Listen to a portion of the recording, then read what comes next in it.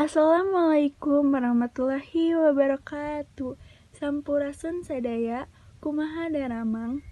Tepangkeun nami abdi Nikita Delia Putri. Dina ieu video, abdi bade ngajak sasarengan sakabeh rerencangan hayu urang sasarengan ngecegah virus corona ieu nu tos nyebar ka mana-mana.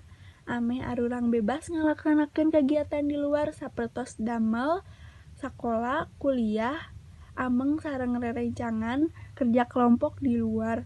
Ieu carana arurang ngahindar ti virus corona. 1. Sing sering ngawasuh panangan nganggo sabun. 2. Ulah ngusap bagian larai jeung panyambung. 3. Jagi jarak sareng nu sanes. 4. Nganggo masker panutup panyambung. 5. Usahakeun calik di mumi masing-masing kaluar upami aya kaperluan. Eta hungkul ti abdi. Assalamualaikum warahmatullahi wabarakatuh.